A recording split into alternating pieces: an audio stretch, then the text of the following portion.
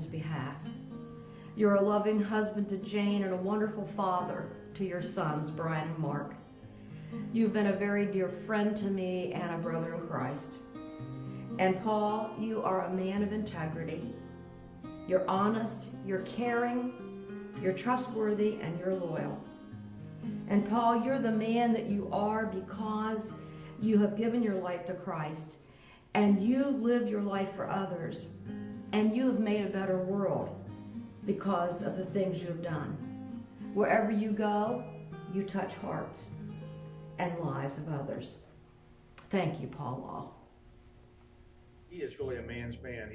He's someone that really, he really gives people an opportunity to become who they were created to be.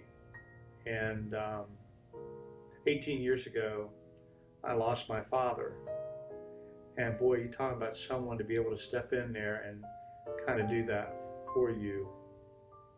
We needed a bunch of work done on our home, preparation to sell. And he was willing to jump in there and help with some others and do that. Just being a dad to me in a way that I really missed for my own father. And so when you run into someone like Paul, like at the ball field, when I would see him at the games, and I would see people from every walk of life come up to him and say, "Hey, Paul, I haven't seen you for a while." And it's as if he has such a huge family that's beyond the walls of the community. Though he has 2 sons, it just seems like he's fathered so many here in our community. He's just an everyday guy that just has a way of really connecting with people. Well, I first met Paul back, it was 1981. I became got on the fire department, and Paul was one of the veterans there. He had been on probably 5-6 years before I came on, and that was before Paul was a Christian. And Paul was instrumental in witness to the rest of the guys when he became a Christian, because when Paul accepted Christ, he changed immediately. He said, "I have something to tell you. Over the weekend, I accepted Jesus Christ as my personal Savior, and I'm not going to do the things I did before. I'm different. And I want you to know that, and if any of you would like to ask me about it, I'll be more than happy to tell you." In 1998, he approached me and said, "Hey, I got this project I'd like you to look at." And I said, "Well," he said, "Well, it's going and doing some carpentry work." And I said, "Well, okay, well, where's that?" And he goes, "Well, that's the bad part. It's in Haiti." Oh my goodness. So I told my wife, I said, "You know what? I'm just going to go to shut him up." Paul's persistence got me to go, and I went, and it changed my life. I can't even explain it, but that little bug in my ear that Paul got from the Holy Spirit, putting it in Paul's ear, made me a different man. And I've been back to the mission field in Haiti 36 times. I remember back when I was in college, in my sophomore or junior year, I was taking a speech class. And the topic for that week was describe the characteristics of your hero. And after a lot of thought, the speech that I ultimately gave, well, I can't remember the details, went something like this. My hero is a man who I watched many times build things. He had a lot of talent to work with his hands in construction. And I was always amazed that he would strive for perfection. And if it wasn't perfect, oftentimes he would just do it over again. And with this talent that he had, he would use it to help others. And it didn't matter if you were a family member or a friend or a complete stranger. If there was something that you needed done and he could do it, no questions asked, he would do that. And the final characteristic was that at the end of the day, he never expected anything. He didn't want any special payment. He didn't want any special thanks. He didn't want anything in return. You see, he did all this in a very humble manner, without any strings attached. So I got the speech back, and there weren't very many comments. The bottom of it said, very well done. But the thing I remember is, at the bottom it also said, make sure you tell him this. And so that was a number of years ago, and I don't think I've ever shared this story. And this seemed like a good opportunity to share that, something that I said about him a number of years ago that I will repeat tonight. Dad, I'm sorry I can't be there tonight for this dinner, and but certainly this award to you is well deserved, and I'm proud of you. Thanks. I think when I think about my dad as a parent, I know that a few lessons that come to my mind. One is just the kind of the interesting mix of being a man, but yet being someone who's loving. My dad's never afraid to give someone a hug, whether it be a man or whoever, and he has no problem with telling me how much he loves me. And really, I've been able to pass that along to my kids. And really a legacy that I want to be able to leave with my kids is that they know beyond a shadow of a doubt how much I love them. And not just tell them, but also live it out. And that's really, when I think about my dad, that's one of the things that I think about him, is that he doesn't just speak the words. He literally lives that out and models that, not only for me, but for my wife and for my 3 kids. And I will truly be forever grateful for that model that he's given to me. Well, I guess the one thing that I would encourage you to take away from this video, is that there are so many people in this community and in this world who love you and appreciate you, and I am so grateful for the model that you've given to me. It has been a privilege to be not only your son, but also your pastor. And it's the greatest thrill of my life. And it is awesome to work together with you. It is also a huge thrill for me. And I just want to tell you thank you for all the love, for all the encouragement, and for those many days where I'm not sure I was too lovable, but you chose to love me anyway and chose to show me the love of Christ. So thank you for being a fantastic dad and a model for all 3 of our kids.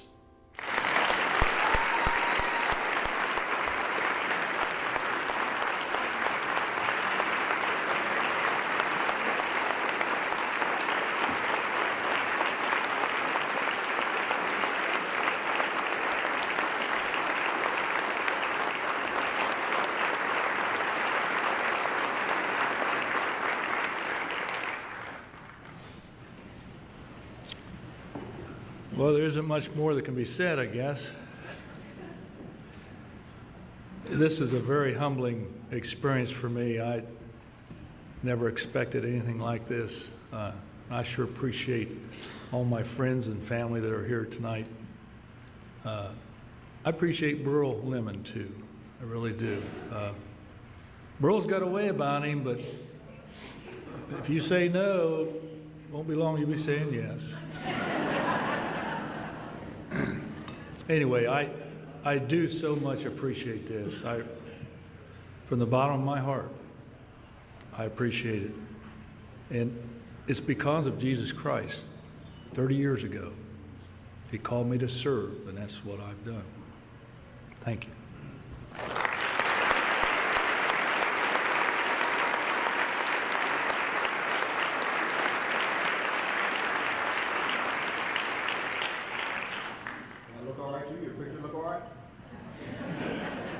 Paul Law family, would you stand, please? Mr. Paul Law family. Our next father is the Honorable Dr. Keith Brantley. Congratulations, Paul Law. Our next honoree is Dr. Keith Brantley. Dr. Brantley is the son of James and Naomi Brantley. He was born in Youngstown and raised in Struthers, Ohio. His parents instilled in him the importance of Christ being the head of his life and education being necessary for success. He is an honors graduate of Youngstown State University, where he received a BS degree in chemistry. Dr. Brantley graduated with an MD from the Ohio State University College of Medicine in Columbus in 1985. He then completed an internal medicine residency and cardiology fellowship at Howard University Hospital. Brantley chose to work in Zanesville because he wanted to provide first-rate care for every patient, regardless of their ability to pay for service. Dr. Keith Brantley practices as a cardiologist at Cardiology Associates of Southeastern Ohio in Zanesville. Keith and his wife, Kathy, are proud parents of 3 children.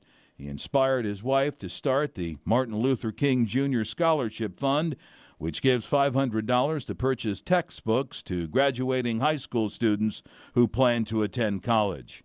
He has been a recipient of numerous honors and recognitions within the community for raising awareness of heart disease. Dr. Brantley presently serves as a musician at St. Paul AME Church in Zanesville. He remains active in numerous community groups, including a local jazz band called Jazz Impulse. I am very honored to be a part of this, and especially for a person of like Dr. Keith Brantley. I admire him because of the fact that he has a good spirit, and his presence is good. And over the years, I've watched his mannerisms, and I applaud that. I like the fact that in the capacity that he works, the magnitude, the level that he works, the position that he has, he's a very humble person, a very lowly person. And in my book, that is a very powerful person, because Jesus said that in order to lead, you must be a servant to all, and that is the epitome of Dr. Keith Brantley. And I just applaud him for that, and I admire him for that, because that means a lot to me. And so in honoring him and saying this about him, and being a friend, not only as pastor, but being a friend to he and his family, this award, I think, is most richly deserved by an awesome individual. And lastly, and least, is something that I admire in him, and something I feel like we have kind of something in common with. He and I both love to look at Looney Tunes and SpongeBob. Love you, man. Hi, I've known Keith for over 20 years now, since he first came to town. He's been my partner. I gotta say, I'm proud to be working with Keith. He's a great doc, but more than that, he's a good person. He's always reliable. You can always count on him to do what he says he's going to do. And I know he and Kathy are very involved in the community, lots of different civic organizations. I love the children. I had the chance to be involved a whole lot in his family life, but something I will tell you, sometimes I'll be on call. We work pretty late when we're on call. I'll be in there 9 or 10 o'clock at night, getting things done, or doing test reports, or rounding on the floor, or in the Keith, and he's not on call, you know. And so I asked him what he's doing there. And, typically it's, well, you know, I had to go to one of my kids' ball games, or they had a party, and I was at that, and so I had to come back in and finish up. So I can see that he's a devoted family man, and you can look at his kids and see what a good job he and Kathy have done raising the kids. Now Keith and I actually we take care of each other as far as our hearts are concerned. We both had some heart issues, so it's a pretty close relationship, and I'm proud to be Keith's friend as well as his business partner. In school, kids talked about him. Where's Keith? I gotta have Keith. I knew Keith. Or he's playing ball. Good pitcher. Oh, he would love him in the picture. I thought that's what they were going to get him to do. He said, no. I told you I want to be a doctor with my brother. When? Oh, you remember that time you was full of fun? He meant I was tasting. How come I had Coke? No, that ain't no Coke. I had some Coke. The grandpa got to work. For what? Where you work? Downtown. I like downtown. When we going downtown, I probably take them to the movie. I forgot about it. He reminded me of that. You forgot again, huh? I think I gotta get some money. I have some money. I have my money. You don't have to have my money. I'm 10 years old now. What? How you get old that quick? All the teachers like you, and all your family like you, and I love you. Because in life, he's just always been there for me, whether it's for advice, to give advice, or a laugh, share a song together. I think one of the biggest things that he shared with all of my brothers and I is God's love, and we've all been able to take that with us throughout life, and no matter what we're going through, we know that God's in our life, and that's been one of the biggest things that he could ever teach us. And also, education was huge growing up. Whether we were on a long car ride or just sitting at home, there was always a math problem. Can't compare apples to oranges. We all know that. Or he was teaching us about velocity and momentum, which are two different things. So I truly feel blessed to say that you are my father. I've always been proud of you, and not everybody can say that. And now that I'm older, I do recognize that. And I thank you for always being there for me. My dad is everything to me. I mean, besides these good looks, he really is everything. I look up to him a lot. He is my mentor. Without him, I wouldn't be here today. You know, so many good memories between us. Rumble, you know, good times, especially jam sessions. Jam sessions is where it was at. Mariah Carey, Outkast, you know, always had fun doing little skits on the piano or just making beats and everything. I don't know, he just taught me a lot of things. How to tie a tie,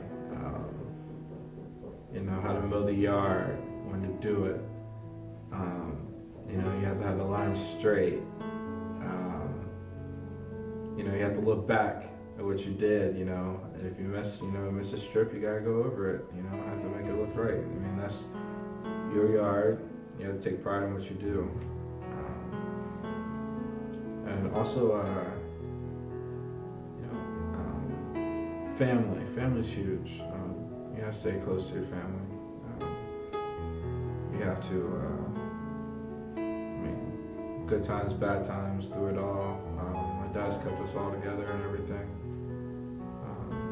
I love him to death. Keith, congratulations on your induction to the 2013 Legacy of Fatherhood. Upon reviewing the core values for Forever Dads, it's easy to see why you were selected. You serve as a positive role model to all of us in your words, your actions, and your commitment to your family and community. Thank you for your legacy, and God bless you. Beat Mooney. Hope everybody's having a great night tonight. And first off, I'd like to congratulate my dad, and this award is well deserved for him. I've been blessed with the best set of parents a son can ask for. We've had some great memories throughout my whole life, whether that's going to Ritchie Park or playing basketball outside. I never realized why me and Karan, we could never beat you and Candace in 2-on-2 basketball games. And of course, I was a sore loser out of the group, and I would always pout and go inside and quit. And he always told me, son, if you go inside, you're done playing for the rest of the night. And of course, I was mad, and I would go inside and I'd be done. And after a while, I would sit inside and I'd peek out the window and I would see all you guys enjoying yourselves and having fun. And after a while, I wouldn't be angry anymore, so I'd be ready to play basketball again. And I would come outside and you were a man of your word. You didn't really play anymore. You'd be like, nope, you're done for the night. And things like that taught me discipline, and it taught me to not give up on things in life and not be a sore loser too. And other great memories too, like every Saturday in the fall, watching Ohio State football games. That's always been a tradition for us. And we always watch Laker games together too. I've always enjoyed that.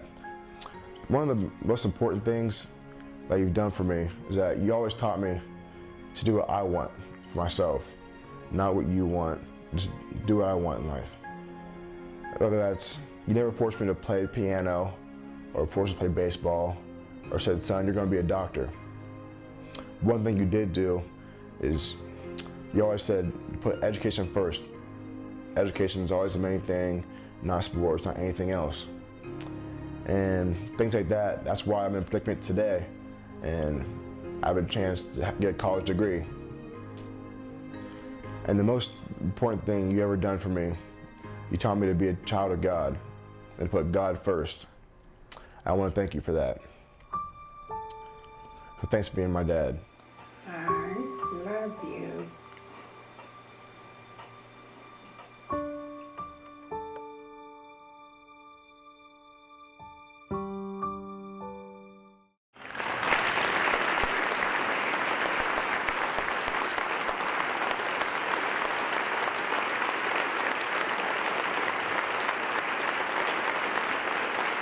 What an honorable man, Dr. Brantley.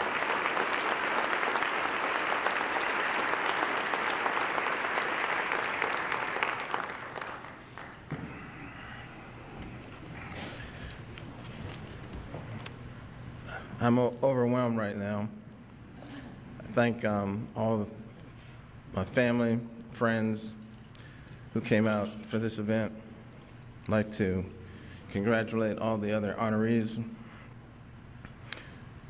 I spent a little time with one of my best friends 2 weeks ago, and he made a comment about parenting, and he mentioned, and it goes with fatherhood, we as parents and fathers do 3 things as our children are coming up.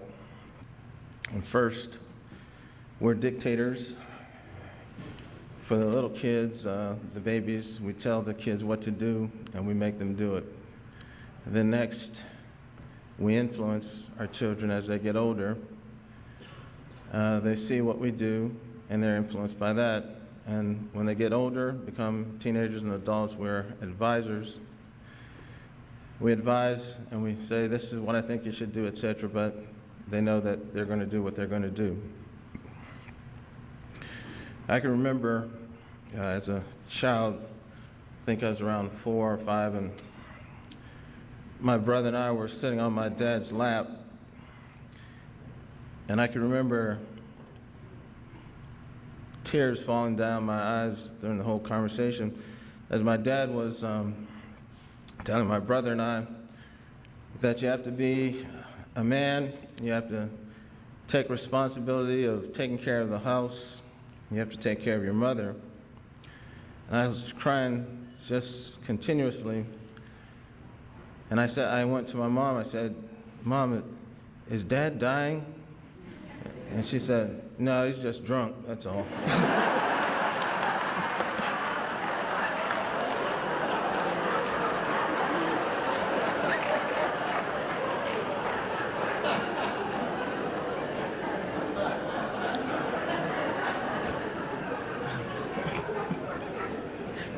True story.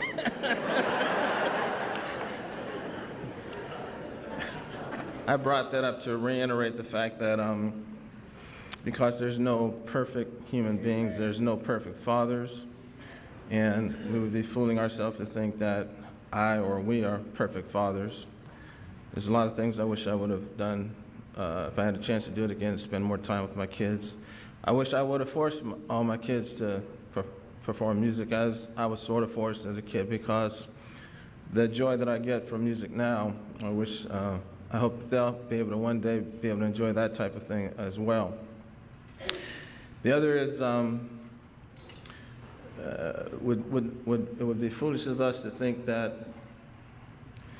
these awards, I mean, everything, what's most important is what God thinks about us and whether God believes that we deserve these awards. And if God believes, if he looks at all the things that I've done, all the things that I haven't done, and he still feels that I deserve this award, then there's a few people I'd like to thank.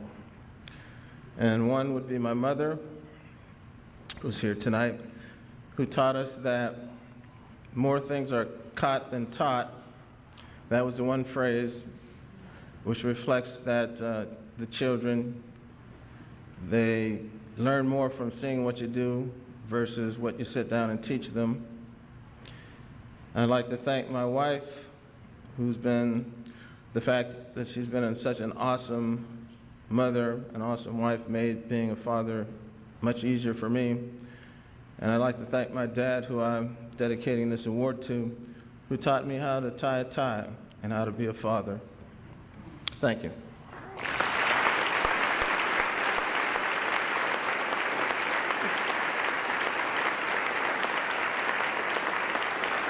Keith Brantley family, will you stand, please? Dr. Keith Brantley family.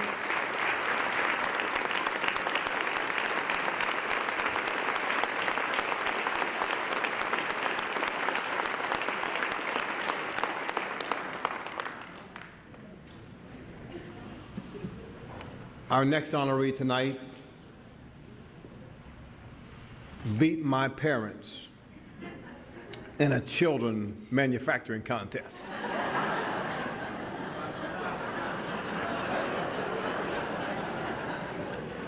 My mom and dad had 10 children. That's good. That's good.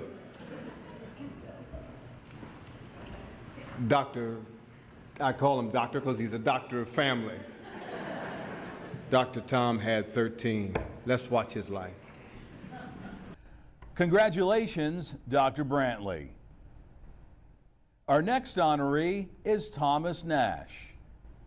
Mr. Nash is the son of Francis B. and Geraldine L. Nash. He was born in New Lexington, Ohio.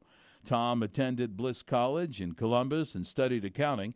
His first accounting position was with People's National Bank in New Lexington.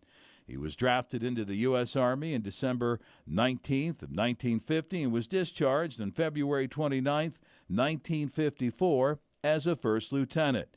He continues his military service with the U.S. Army Reserves in Zanesville, serving 12 years as captain. Tom married Helen Catherine Stenson on July 14, 1951. To his union were born 13 children, count them, 7 girls and 6 boys. They are members of St. Nicholas Catholic Church. All their children attended St. Nicholas Elementary School and Bishop Rosecrans High School. Tom always did part-time bookkeeping jobs while holding down full-time work at B&L Motor Freight, Good Samaritan Medical Center, Dunsweiler Realtors and Developers, Stewart Glapat, and Zanesville Mold. In 1978, Tom bought Zanesville Fabricators, where at the age of 84 he continues to work every day, although he claims he's retired. Tom stayed busy with many activities such as Boy Scouts, Girl Scouts, Biddy League football, baseball, soapbox derby, and the famous Northside Beach. Tom chaired the St. Nicholas Parish Festival for many years and also served on the board of the St. Nicholas Parish Council. Tom was also very involved with Rosecrans Athletic Boosters and remains involved in keeping Catholic education in Zanesville, Ohio. He is the treasurer of Knights of Columbus Council 505. Dad, I don't know how you raised 13 children, so I am here to reflect on a day in the life of my dad. I think about all the cloth diapers that were changed, all the meals that were cooked, all the dishes that were washed by hand, and the endless loads of laundry that were washed and dried. And that's just the beginning. I am amazed that you were able to feed and clothe us all for so many years. Imagine getting us all ready for school every day. Ponytails for the girls, shirts tucked in for the boys, passing out lunch money, making breakfast, and sending us to the bus stop on time.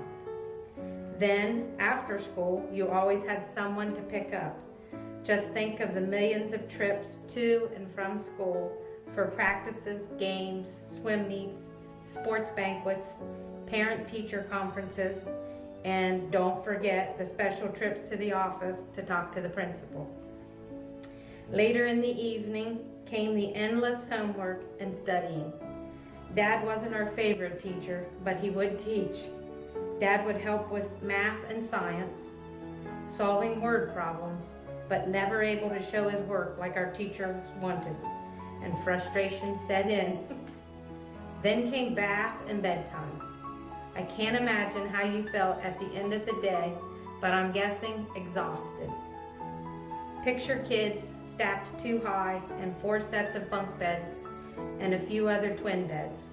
I now understand why you would get so upset when one of us came back down the steps. You just wanted a few minutes of peace and quiet, or to share a bowl of popcorn, or better yet, a broiled steak with Mom. This is a description of an ordinary day in the life of an extraordinary man, Tom Nash, my forever dad. I'm Joe Nash. I'm here to congratulate my father, Tom, on the Father of the Year award, ForeverDads. Got a lot of fond memories. There's really too many to even speak about. The school bus that we turned into a camper. A lot of great memories out west. One in particular is I love to fish, so we were all out there and we stopped the camp one night and they had a trout pond. And so they gave us all fishing poles and we're fishing away, and Dad, unbeknownst to Dad, it was a charge per inch of the trout you caught. So there's like 6 or so of us there fishing, and pretty soon he starts totaling up in his head how much this meal's gonna cost. And he goes around and pulls all the poles out and said, "We're done fishing." But we had a lot of good memories, and that meal that night was really wonderful. Probably expensive, I'm sure. Another thing in the bus, I'd always stay up late waiting for somebody to fall asleep. I was only 15, didn't have my license, and I'd always wait for somebody to get tired, and I'd always slide in and drive. So it's just little things like that he'd let us do, and really great education. I've got the pleasure to work with him for 30 years. I don't know if pleasure's the right word, but that's what I'll say. So, but now my son Alex is involved, so he's kind of taken over what I'm giving him the lessons that I got. So, anyhow, thank you, Dad. Love you. When I think of Thomas Joseph Nash, my grandfather, I think he is what every man should be, a gentleman. By definition, a gentleman is a chivalrous, courteous, or honorable man. He certainly possesses all these traits. He is not impressed by the car that you drive, the watch on your wrist, how big your TV is, or the square footage of your house. He gets more excitement over what's practical rather than what's popular. What impresses my grandfather more than anything else is a person's love for their family. Thomas Nash is a businessman, a funny man, and an ornery man. But above all, he is a family man. Grandpa Nash is an inspiration to myself and all fathers, both young and old. When I heard he was being awarded Father of the Year, I was not surprised. He is a role model for all fathers. I have a list of role models a mile long in my life, but I can honestly say Thomas Nash is towards the top of that list. Now that I am starting a family of my own with my wife Kaylee, I can only hope and pray I do as good of a job with 2 or 3 kids as he has done with 13. Congratulations, Grandpa. You deserve this. I'm Linda Curry, one of 13 children, number 11, the proud daughter of Tom Nash. He is the best dad. We were supposed to give a special memory, but I'm going to talk about 3 important things that he has instilled in me and I think the rest of my siblings. First is a very strong work ethic. We all had chores that we had to do before anything else, meaning no cartoons on Saturdays until everything was done. We all knew how to change a tire and oil. Growing up, we had 5 rentals that I remember. Every time someone moved out, we had to go in and repair drywall, paint inside and out, repair plumbing, work on furnaces, and of course, put on a new roof a time or 2. I feel safe saying that we could all survive on our own with the work ethic he has given us. We all attended St. Nicholas Grade School and Bishop Rosecrans High School. We always went to church on Sunday and holy days. During Lent, Dad took us, the ones still at home, to the Stations of the Cross on Friday evening. The boys were all altar boys before the girls could be one. We saw many beautiful churches while on vacation. Whenever we got into the car, we prayed. Dad made up this list of prayers and who he wanted to pray for. My parents hardly ever missed a game or sporting event, if ever. We always worked the festival, the Halls of St. Nicholas, or the Muskingum County Fair. He was on numerous parish council and school boards. The beloved kitchen table is where he instilled and drilled us with homework assignments